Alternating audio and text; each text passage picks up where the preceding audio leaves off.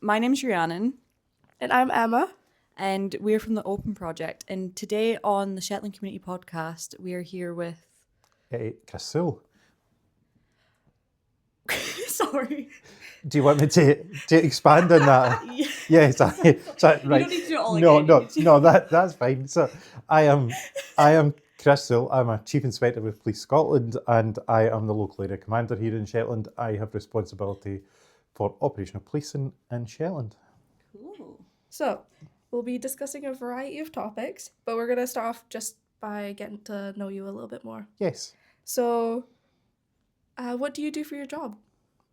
Oh, do you know, that is an interesting one. So what do the police do? What do I do? So primarily the police keep people safe. That is our responsibility. That's what we're all about. Statutorily, I have a responsibility as area commander to deliver on our policing priorities and our policing objectives. They are set out in our local policing plan.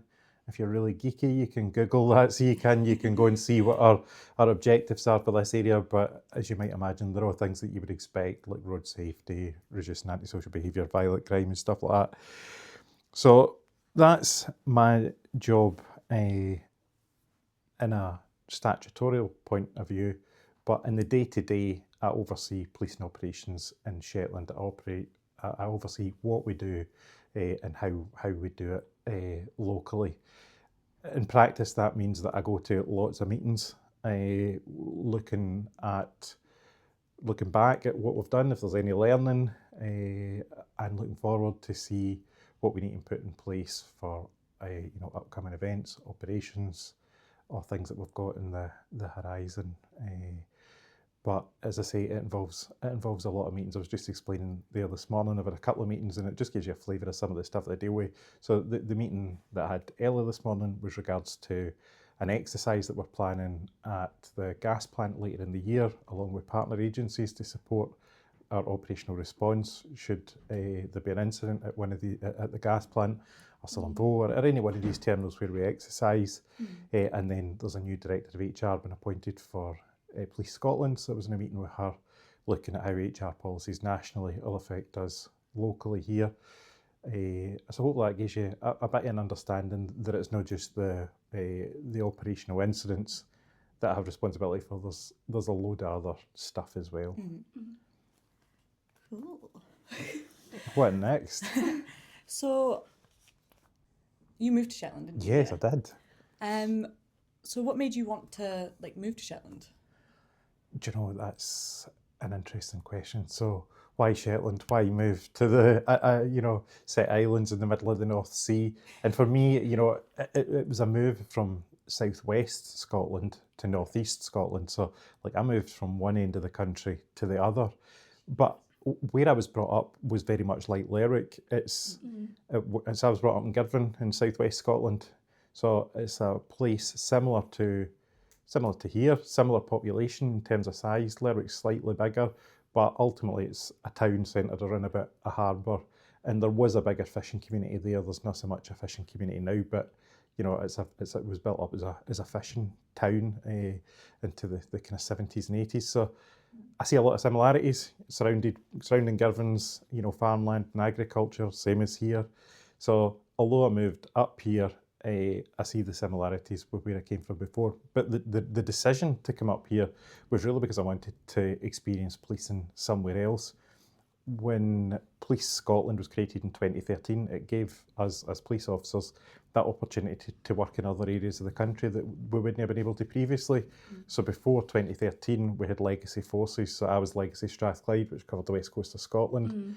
And then when they merged them, then there was opportunities became available to travel and apply for jobs elsewhere. So I seen the job advertised up here for temporary chief inspector. My job was I was previously working at Tullyallen, our headquarters. That job was coming to an end because I was in secondment there, so I was looking about for other opportunities that were available.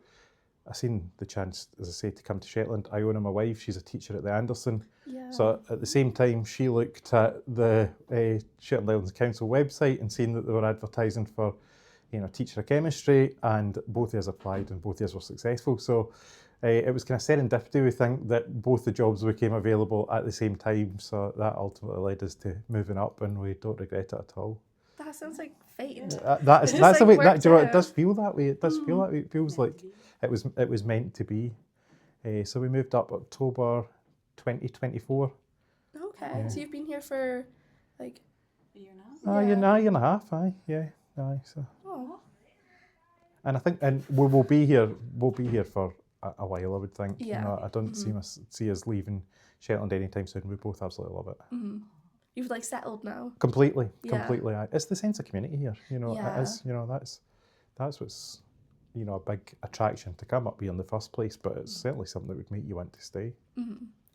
So, what made you want to join the police in the first place? Oh, why did I want to join the police? Oh, I'm having to think back a long time ago. so I've been in the police for 22 years.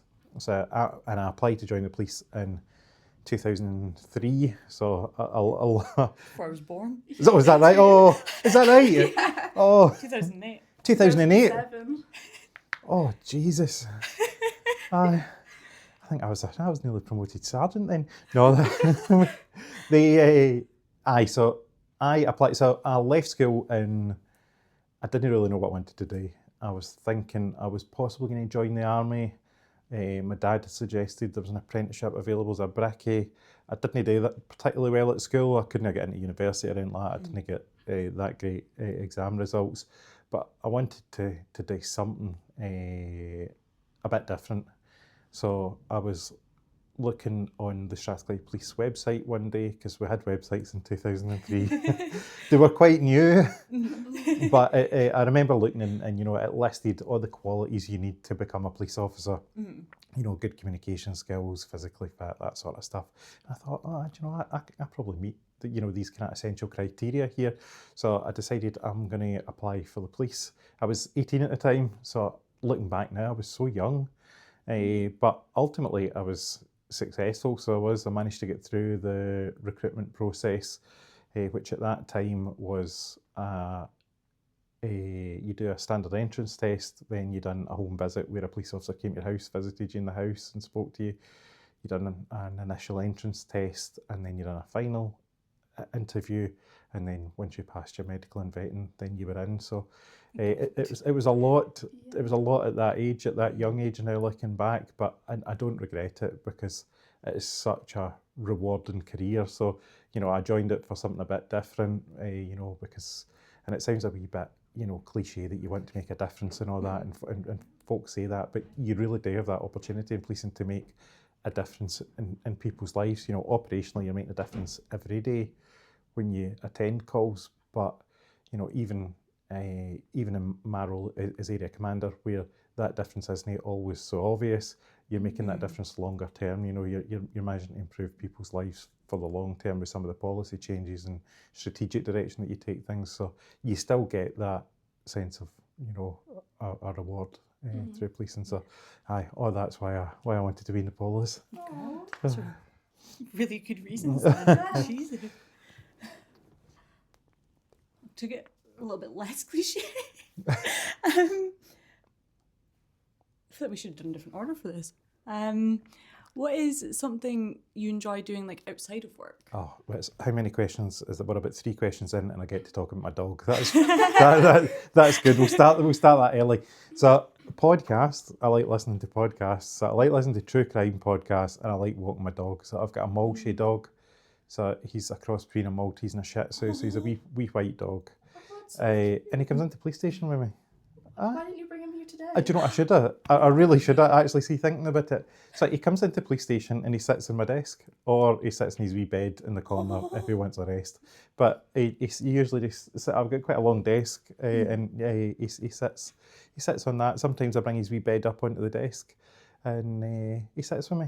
So what I like doing in my days off or time off, I like to put my headphones on and I like to go a walk along Baines Beach, up the Nab, listening to some true crime serial killer podcast.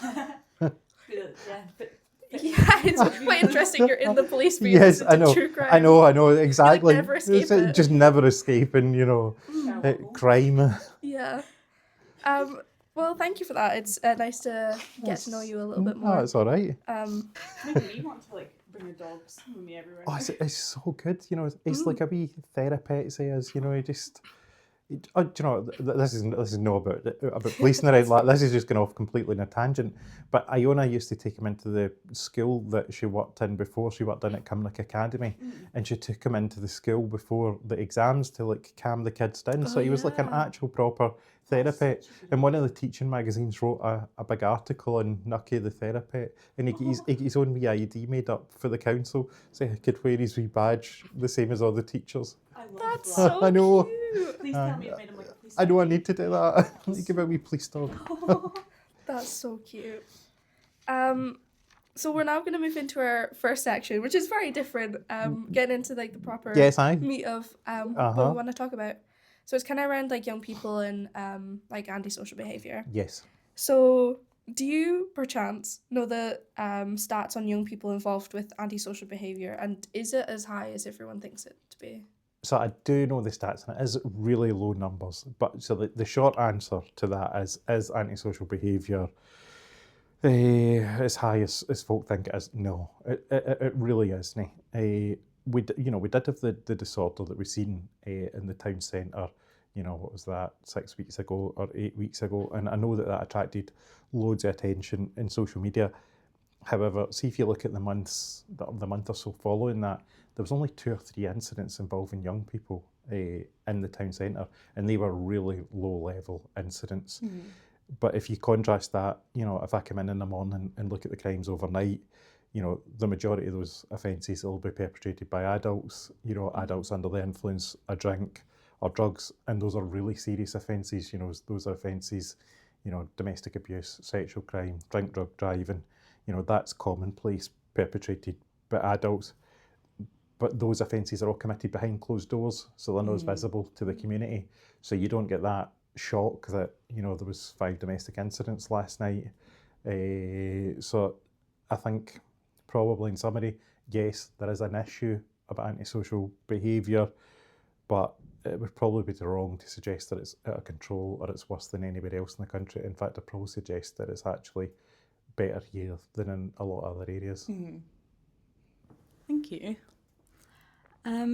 So everyone being the majority of like adults have been talking about that antisocial behaviour in the lanes. What's the crack with that? No, I know. Do you know? I know exactly it, because we talk about, you know, the lanes, you know, the lanes, but you know, what does it actually mean? And you know, for me being new to Shetland, it was quite interesting actually to hear the experiences of some older people in the community who told me that there's been problems in the lanes for generations. Yeah. You know, it's no new, and actually I think of some of the other areas that have policed, you know, there is a lanes everywhere. It doesn't necessarily mean that it is lanes that the problem, but there are areas where young people congregate and it causes a nuisance to those that live nearby. You know, there is in every town in Scotland there is an area. There's an area like that.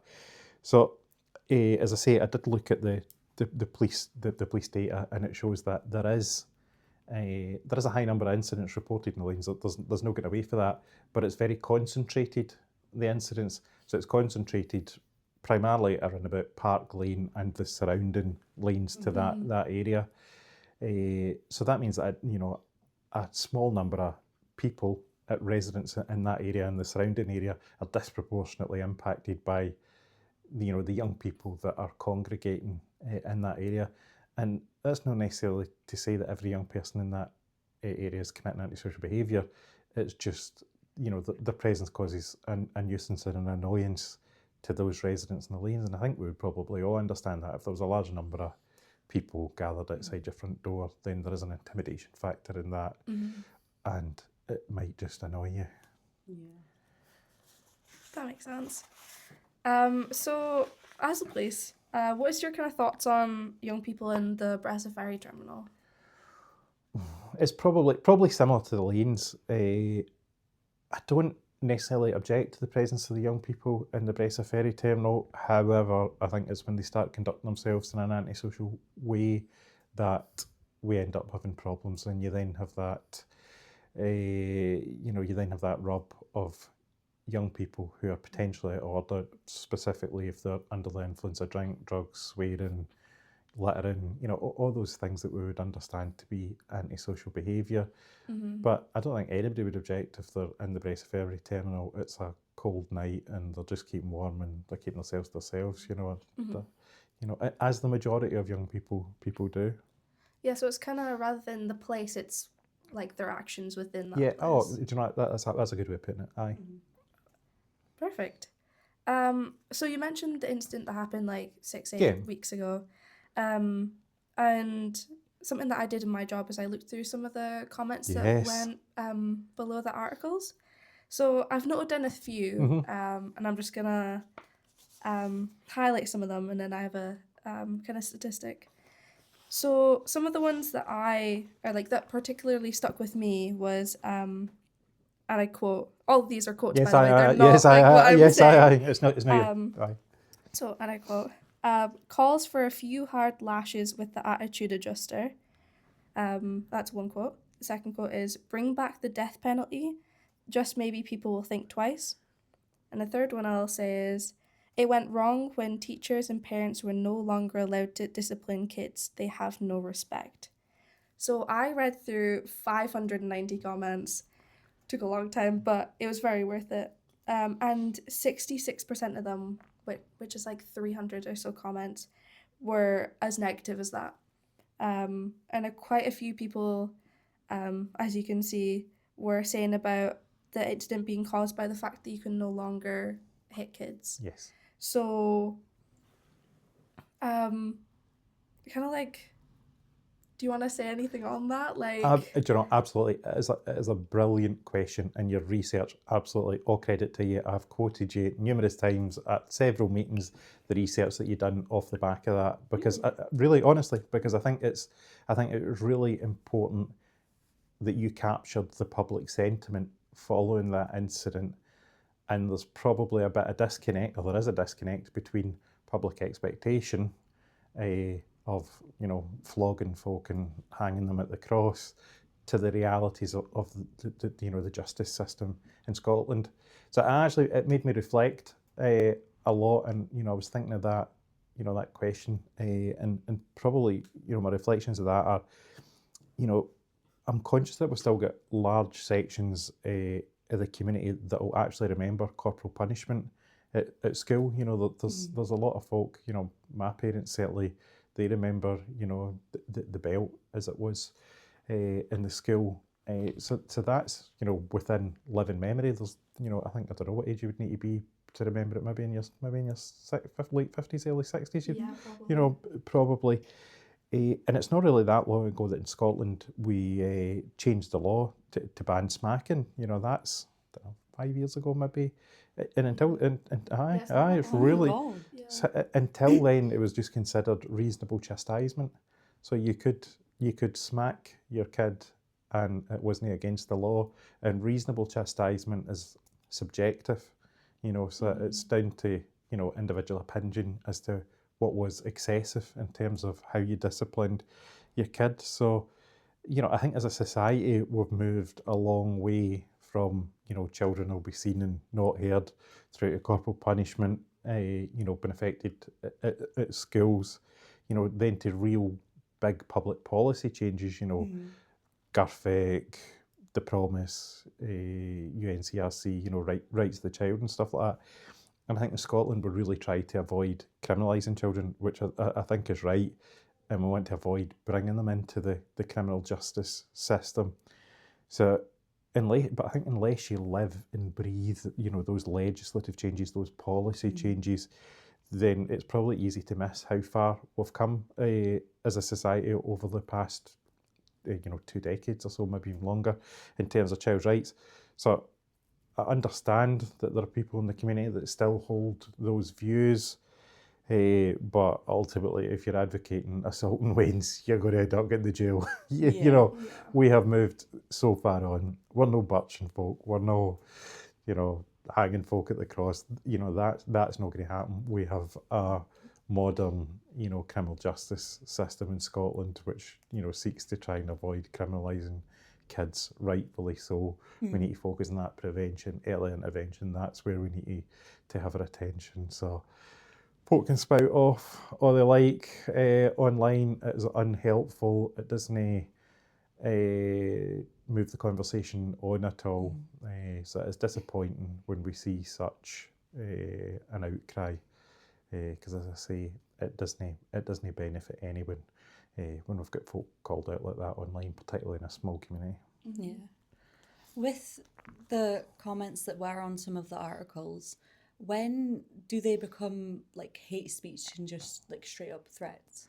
Do you know, that again, that is a complicated area of law. So there's a number of different pieces of legislation that would cover the criminal aspect, of what's posted online, and then you've got the hate element as well. You know, if you're discriminating against somebody in terms of a protected characteristic, if you take that separate, but there's kind of main piece of legislation in relation to it, which is section 127 or 127, the Communications Act 2000, I'm going to check my notes here. 2003. It's been a long time since I used this legislation, but I had a look through it again, so that just to be right. So the legislation says that anything that's grossly offensive, indecent, obscene, or menacing would be regarded as criminal in terms of what's posted online. The legislation doesn't give a definition of what grossly offensive, indecent, obscene, or menacing is. Yeah. So again, there's an element of subjectivity there. Your interpretation of what is grossly offensive might be different to my interpretation of grossly offensive. What is considered menacing or obscene, again, it's subjective. So it's really down to individual opinion. But I think we all actually understand what's right and wrong. We all know what the line is. And I think if you're having to question what the line is, you're probably past it. You should, really consider what you're posting online. And, that comment should be said as if you were speaking to that person face to face and showing them that same level of respect and courtesy. It doesn't mean that folk can't disagree or can't have debate, but we all know that a lot of that is not healthy conversation online. It is hate often now. We see that, and it's often, as I say, it's often horrible in terms of the content. So, there is legislation that covers it, and there's a number of pieces of legislation, but you're really looking for that to be your kind of threshold benchmark as to hate crime or offensive comments online. Cool, thank you. So we're now going to move on to like the next section, which is about like bystanders. So we're going to give you a quick scenario and then just ask some follow-up questions. So the scenario is you're walking alone in the street when you see two people shouting at one another. They aren't fighting, but there's loads of people around watching, or they're just walking past. So what do bystanders usually do in this situation? It's difficult for us to understand what we would all do in that situation, because we don't really know. We don't really know how we'll react under pressure or under stress, and we all might act differently at different times. What you'll tend to find is that everybody in a stressful situation will either fight, flight, or freeze. We've all heard that. So you understand that is typically the way that folk respond. So, in answer to your question, they'll probably do one of those things. They'll probably be keen to intervene. They'll either do nothing, or they'll just want to get themselves away from that situation. And there's nothing right or wrong there. That's down to the individual, and how comfortable you are in that situation, the threat, your own experiences. There's loads of factors that will impact your ability or your willingness to get involved there. So that tends to be what we'd find in terms of a bystander, and it's something I'm really interested in. So it's always like said in these kind of situations, like being a positive bystander, but like in this type of situation, what would a positive bystander do? A positive bystander, do something. You know, I think that that's it. I think do something. I think if you Google this, Google positive bystander, probably encourage anybody that's listening to do that, and it gives you 5 Ds, of what to do, like distract, deter, disrupt. I can't remember the other couple, but it's basically giving you options of either intervening or get somebody else to intervene, or call for help, or get yourself away from the situation. It's giving you a menu of options of what you could do as a positive bystander, and that doesn't always involve putting yourself in a position of danger, but it's giving you options of doing something, like telling somebody else, could you go and phone help, or could you create some sort of distraction, that is a technique that would allow, folk to look over there instead of each other. There's different things that are available. And I think that is really interesting because it gives us all that opportunity to avoid escalating or avoid a situation escalating by making that early intervention. I went in active bystander training a couple of years ago because it's not necessarily something in policing that you're trained in. Police are trained to intervene in situations, tends to be before it's went beyond that.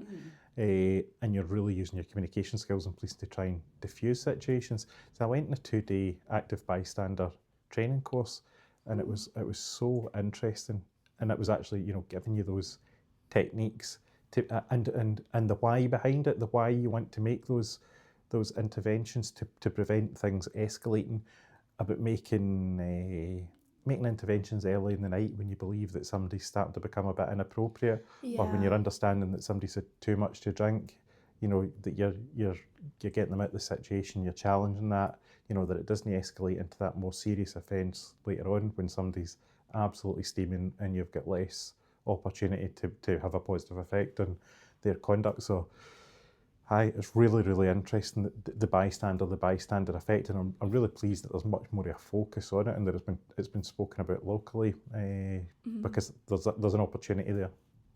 Because I always thought, don't know if other people thought this, but I always thought being like a bystander and like how to stop people fighting is that you get in the middle of it, yes, and you push them apart. But as someone who is not very confrontational or strong, I would never put myself in that situation.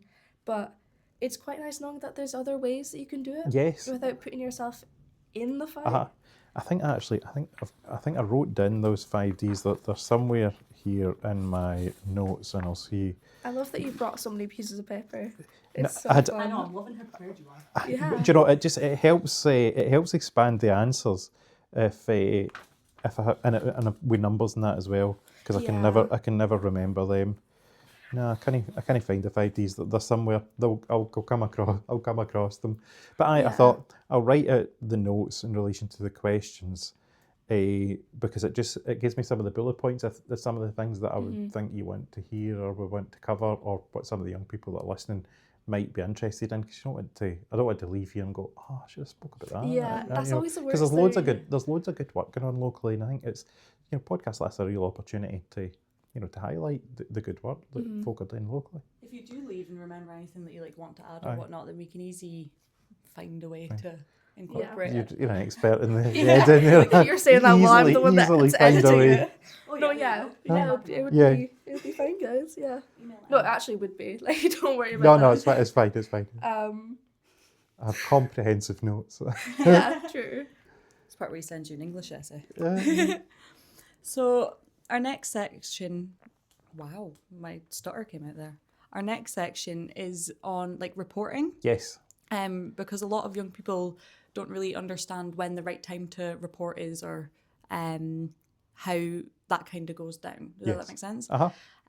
So could you walk us through reporting something? Yes. So, see, before I joined the police, I would have known dial 999. And then it used to be you had to phone your local station, but now I'll go through the actual ways of phoning the police. So everybody will understand 999 emergency. But the bar for phoning 999 is probably not as high as you think. It doesn't need to be that somebody's life is in danger. It can be that you think that there's a fight about to kick off, in Commercial Street, and you've seen 2 guys squaring up to each other, that's a 999 call. That's a phone the police. You need the police there immediately. It can't wait. The other option would be to phone 101. So that would be your non-emergency routine matter that you want to speak to the police about. So unfortunately, the wait times in relation to the 101 number aren't great. So if you phone the police, you might be waiting for 15 minutes on hold, 20 minutes. That's not unusual. So that is the other option of contacting the police. What you won't get dialing 101 is you won't get through to Lerwick Police Station. Similarly with 999, those calls are all routed to our central call centres, which are at Bilston Glen and Govan in Glasgow, so one in Edinburgh, one in Glasgow, where the calls are received. The other option would be through the interweb. You can go into the Police Scotland website and through Contact Us, you can email the police, but again, you'll get a slower time response in relation to that, or you can still attend to the police station in person. We have front counter coverage at the bar, as we would call it, the front counter at the police station, but it's not open every day. So I probably encourage folk to check the website as to when it is open. But you can go there and you can speak to a police officer. If the front door's not open, there's a big green button. See if you press that, it signals through to the constable's room at the back, the report writing room, or up the stairs in the sergeant's office. That you'll not hear it ring, but it rings there and somebody should come down. They'll probably take a wee while to come down because they're at the other end of the building. Or if you really needed to speak to somebody and there was nobody answering that buzzer, you could go around the back of the police station and chap the window. And that's what I do when I forget my key and I kind of get in the front. I just rattle the window. There's some other ways that you can contact the police as well, and I think it's probably worth speaking about them because we mentioned about the community cohesion meeting was that Fearless website. So I think that's really good. I actually didn't have a great awareness of that until I started reading up on it. I would have been more familiar with Crime Stoppers, but so Crime Stoppers is the way of anonymously providing information to the police. You can phone them up or you can do it via the website. But for children and young people, then the Fearless website, which is affiliated to Crime Stoppers, is a way of anonymously providing information to the police, which I think is really good. So if you're aware of something occurring within the community that you were unhappy with, or you felt there was people were at risk, you can submit that entirely anonymously, and we don't know the source of that, but we can still act upon it. So it's really useful for young people to have that awareness of that. Thank you. So when you, if you phoned 101 or 999, Yes. do you have to give all your details to the police? And what if you do have to give details, what do you have to give? No, you can phone up the police and be entirely anonymous. The call handler will always be prompted to ask you questions, as in, what telephone number are you calling from, what's your name, but that's more to make sure that we can get back in contact with you if required. But you can say that you don't want to give your details. The important thing is we would rather know about something that's happening, and you remain anonymous than don't phone us at all. And we would always try and take steps to protect your anonymity. I'm thinking of situations like live music complaints. That's a common one. Folk are often reluctant to phone up and complain about their neighbours' loud music because they don't want them to know that they've phoned up. So we would never go at the door and say, your next door neighbour phoned us, because your music's too loud. We would go up and say, somebody has phoned, we've been made aware of this, and it just means that it could have been anybody in the street, it could have been somebody driving by, and it doesn't point the finger at on you, and I think that's important. It's important that folk have got that confidence to call the police knowing that we will protect your identity. So when you kind of phone up about a situation, what kind of details do you have to give about the actual situation that you're reporting? So it really depends on what the incident is. So if you call Police Scotland, as I say, you get through to one of the call handlers, they are highly trained and they've got prompts to ask you different questions in relation to the incident. So there's all the stuff that you might expect, where it is, what's happening, who's involved, description, suspects, description of victims. But you might be asked, is there any weapons, stuff like that. So it's to give the police officers that are attending as much knowledge as possible prior to attending the incident.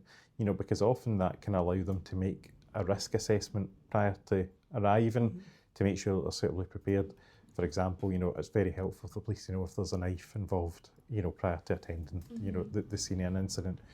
It's useful for officers to know maybe in relation to domestic violence, how many previous incidents there's been involving, whether there's any bail conditions in place, what the response was to the police when we, attended previously. Was any party violent or aggressive towards the police? It just helps build that, we would call it an intelligence picture, and it helps with that decision making, before you've even arrived at a scene, that you're forearmed with knowledge and information as to what you're likely to be faced. So there is a lot of questions, but if you don't know the answer, you don't know the answer. There's no pressure to, it's not a quiz, it's, if you don't know it, you don't know it. It's just to try and, as I say, build up that intelligence picture. Yeah. Sorry, that sounded really I did not mean to say it that way. Thank you for that. That's all right. Oh my god, sorry, dyslexia. Oh yeah. So if someone was under 18 and they were under the influence, whether that be of alcohol or any other drug, when they had to phone the police, would they then get in trouble for being under the influence? Yes. Yes, I understand the question. No, they wouldn't get in. Yes, they absolutely would. Yes, Go into the cells, mate. Yes.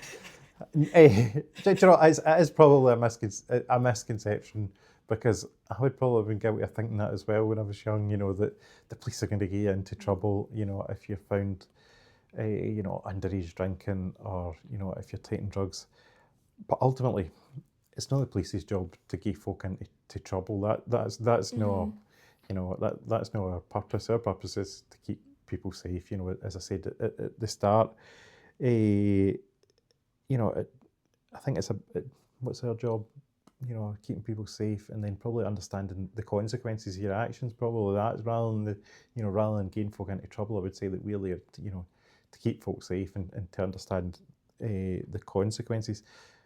I think we've got a much better understanding of that. If we encounter a young person drinking in the street, it tends to be because there's something else going on in their life.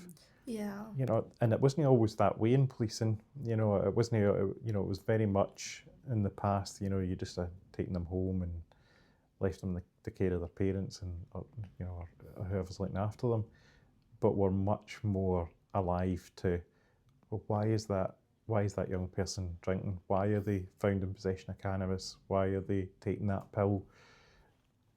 And I completely accept that young people experiment in that as they get older, but it's those really harmful behaviours of where you're maybe finding a young person completely intoxicated on a Friday, Saturday night. That's not for the police to get them into trouble for that. That's for us to realise that actually there's something bigger happening here. There's support required here, and we can't necessarily give that support. We're not the best agency for that, but we can make sure that they are referred on, and we would refer on to social work. And that's where those really good close relationships that we've got locally here in Shetland, it's the best I've ever seen anywhere I've worked in terms of the close partnership working with different agencies, social work, health, education, police.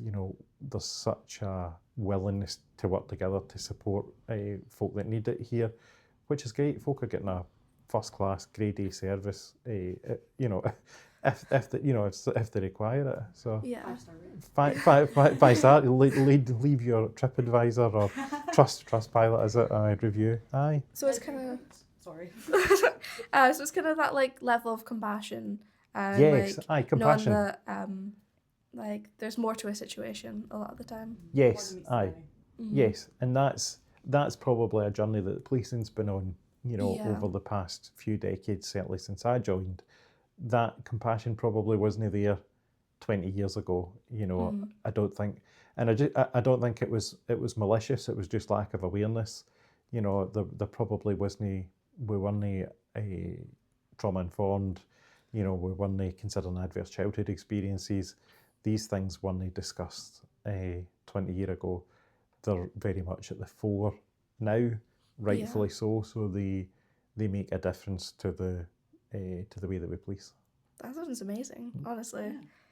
So if someone had like some kind of evidence on their phone or something, will like their phone have to be like taken away for ages? Also, we're getting better at this, but it used to be that yes, you would have got your phone taken off you. You'd have got your phone seized. It would have put in a box. It would have got sent to Glasgow. It would have sat there for months and months. But you don't have that now, thankfully. So, that's because technology has moved on, and because there's been more investment in technology, and probably we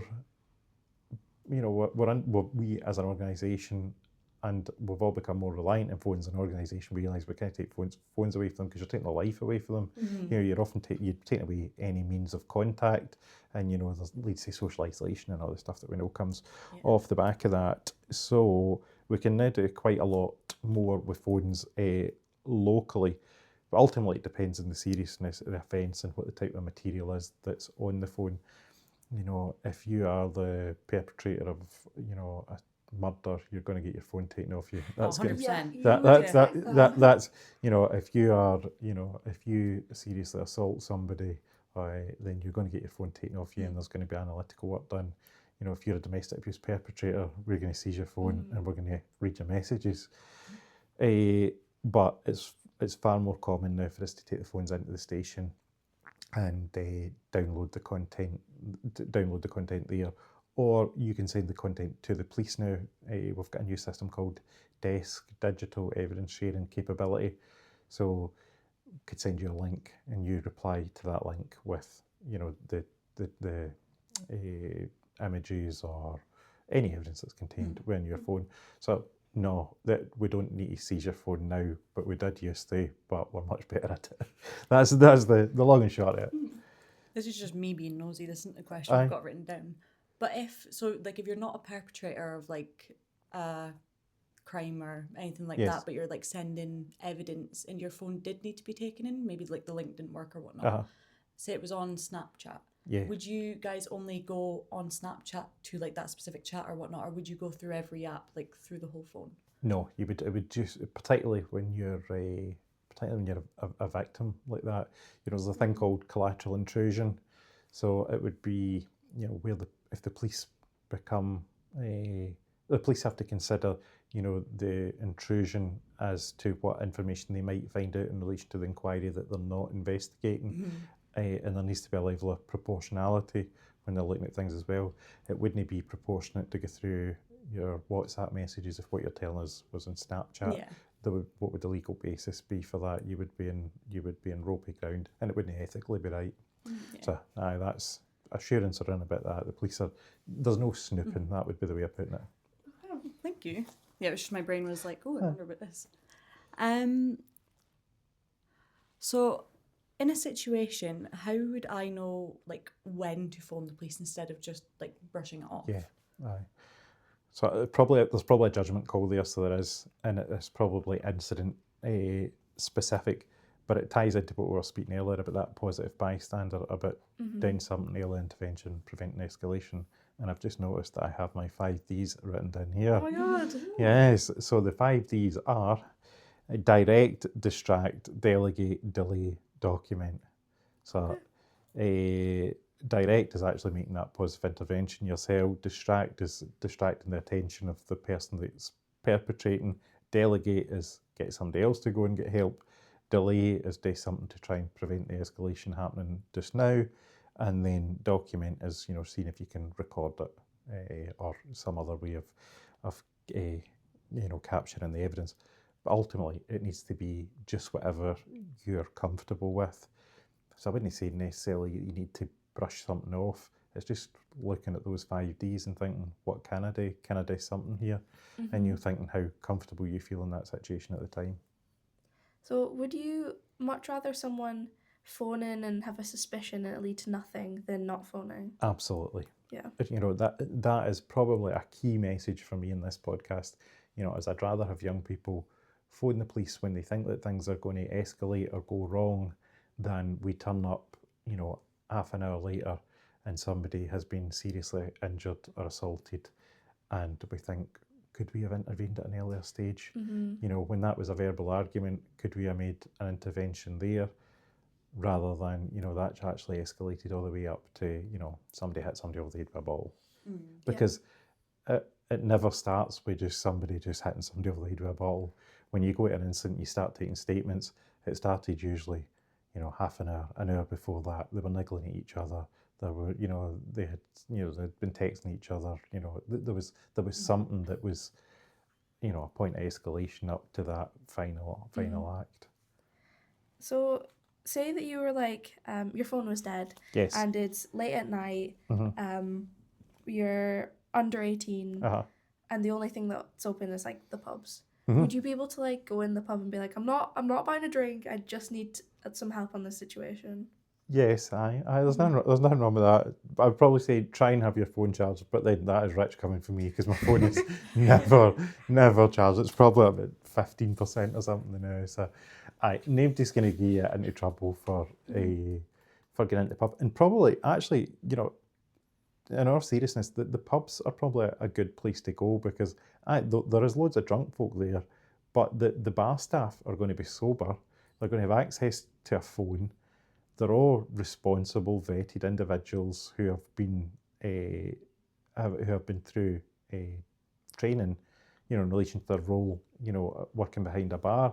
So, you know, they've got a degree of responsibility in their role. So they will either be able to help or will point somebody in the right direction. That will be able to point you in the right direction. So if that was the place that was available and you needed help, then, you know, I'm sure they would be able to phone the police, and I'm confident that certainly locally bar staff would support. Cool.